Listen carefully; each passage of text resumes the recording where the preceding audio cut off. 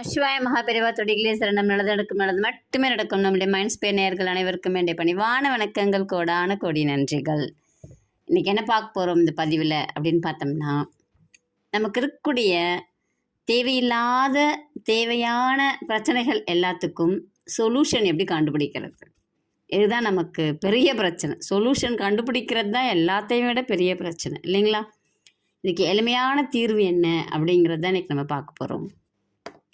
எல்லாருக்குமே நிறைய பிரச்சனைகள் இருக்கும். ஒன்று அவங்களுடைய ஆரோக்கியத்தில் பிரச்சனைகள் இருக்கலாம், இல்லை பண விஷயத்தில் பிரச்சனைகள் இருக்கலாம், இல்லைனா உறவு முறைகளில் பிரச்சனைகள் இருக்கலாம், இல்லை சொத்து விஷயத்தில் பிரச்சனைகள் இருக்கலாம். இந்த மாதிரி எந்த விதமான பிரச்சனைகளாக இருந்தாலும் நம்ம அந்த பிரச்சனைக்குரிய நபர்கிட்ட போயெல்லாம் பேச வேண்டாம், கோர்ட்டுக்கு போக வேண்டாம், எதுவுமே செய்ய வேண்டாம். ஆனால் நம்மளால் பிரச்சனைக்குரிய சொல்யூஷனை அழகாக கண்டுபிடிக்க முடியும். அதை தான் இன்றைக்கி இந்த பதிவில் நம்ம பார்க்க போகிறோம். சரிங்களா? ரொம்ப எளிமையான வழி தான்.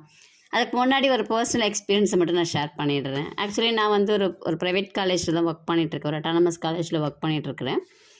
என் கூட ஒர்க் பண்ணுறவங்க சொன்ன டயலாக் தான் இப்போலாம் சொல்ல போகிறது. ஆக்சுவலி எனக்கு 2 வீக்ஸாக ப்ரீத்திங் இஷ்யூஸ் இருந்துகிட்டே இருக்குன்னு வச்சுக்கோங்களேன். கோல்டு வந்துச்சு.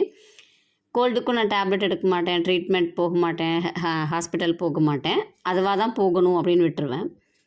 அடுத்து அது கோல்டுக்கு அடுத்து இன்னமும் கோல்டும் இருக்குது, பட் ப்ரீத்திங் ப்ராப்ளம் கொஞ்சம் ஹையாகவே இருந்துச்சுன்னு வச்சுக்கோங்களேன். ஹாஸ்பிட்டல் போகலை. ஆனால் காலேஜுக்கும் போவேன், லீவ் எடுக்கலை, கிளாஸும் எடுப்பேன், என் ஒர்க்கெல்லாம் பார்த்துட்டே இருந்தேன். என் பக்கத்தில் இருக்கிற என்னுடைய கொலீக் வந்து கேட்டாங்க, எப்படி உங்களால் இப்படி முடியுது? உங்களை மாதிரி கண்டிஷனில் நான் இருந்தேன்னா அடுத்த நாள் ஹாஸ்பிட்டலில் போய் படுத்திருப்பேன். வர்றீங்க, கிளாஸ்க்கு போகிறீங்க, அடுத்து உங்கள் வேலையை பார்க்குறீங்க, திரும்பி வீட்டுக்கு போகிறீங்க, வீட்டுக்கு போய் வேலையை பார்க்குறீங்க, திரும்பி அடுத்த நாள் காலேஜுக்கு வரீங்க, உங்கள் வேலை எல்லாத்தையும் செய்கிறீங்களே, எப்படி உங்களால் முடியுது அப்படின்னு சொல்லி தான் கேட்டாங்க. நான் என்ன சொல்வேன், நான் அதுக்கு இம்பார்ட்டன்ஸ் கொடுக்க மாட்டேன். உனக்கு வந்து உடம்பு சரியில்லை அப்படிங்கிற தாட்டை என் மைண்டில் ஏற்றி நான் இம்பார்ட்டன்ஸ் கொடுக்க மாட்டேன். ஓகே அப்படின்னு சொல்லிட்டு நான் அடுத்தடுத்த வேலையை பார்ப்பேன். எனக்குள்ளார நான் சொல்லிக்குவேன், நான் நல்லா இருக்கேன், என்னால் எல்லா வேலையும் செய்ய முடியும் அப்படிங்கிறத நான் என் மனசுக்குள்ளார சொல்லிக்குவேன். அப்போ ஆட்டோமேட்டிக்காக அது ரெஜிஸ்டர் ஆனிச்சுன்னா எனக்கு வழி கிடச்சிருது அப்படின்னு சொல்லிட்டு ரொம்ப ஈஸியாக சொல்லிவிடுவேன். அதே மாதிரி தான் இன்றைக்கி உங்களுக்கும் நான் சொல்யூஷன் சொல்ல போகிறது. நம்மளால் செய்ய முடியும் அப்படிங்கிற நம்பிக்கையை நம்ம உருவாக்கணும். சரிங்களா? இப்போ உங்கள்கிட்ட வந்து உறவு முறைகளில் எப்போ பாரு யாராவது சண்டை போட்டுக்கிட்டே இருக்காங்க, உங்களால் அவங்கள விட்டு விலகியும் போக முடியல, இல்லை அவங்க கூட இருக்கவும் முடியலை அப்படின்னு யோசிக்கிறீங்க.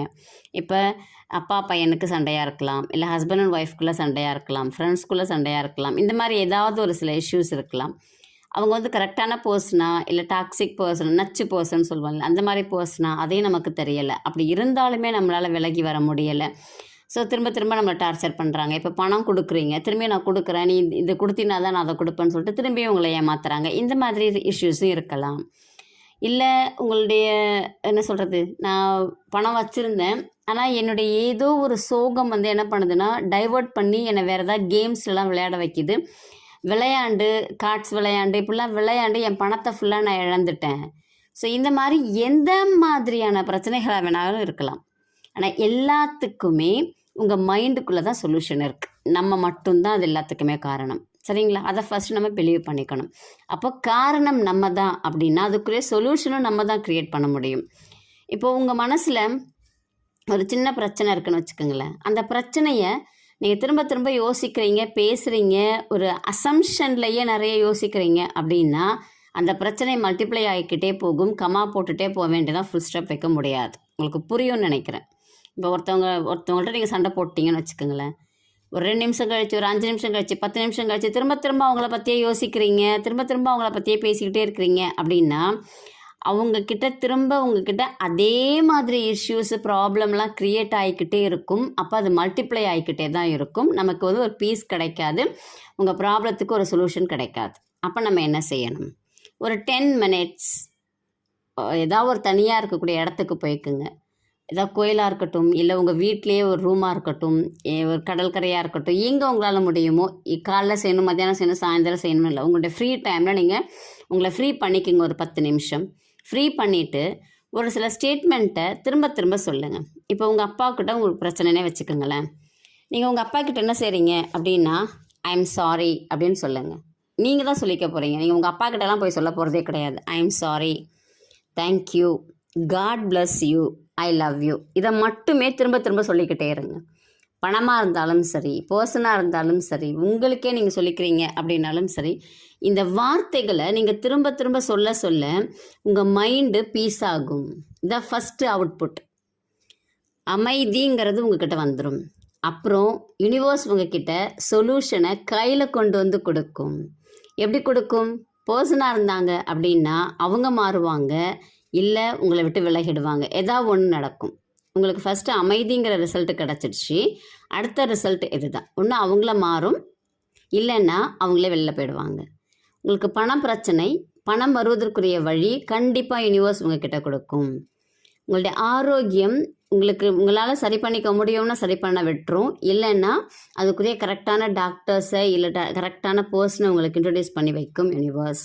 அப்போ உங்களுக்குரிய சொல்யூஷன் உங்கள் கையில் தானாக வந்து விழும், நீங்கள் தேட வேணாம். இது எப்படி நடக்கும் அப்படின்னா, இந்த 10 நிமிஷம் தியானம் மாதிரி நீங்கள் இதை செய்கிறீங்க. ஏதாவது ஒரு இடத்துல அமைதியாக உட்காந்துட்டு நீங்கள் வாய் விட்டு சொல்லுங்கள், இல்லை மனசுக்குள்ளே சொல்லுங்கள்.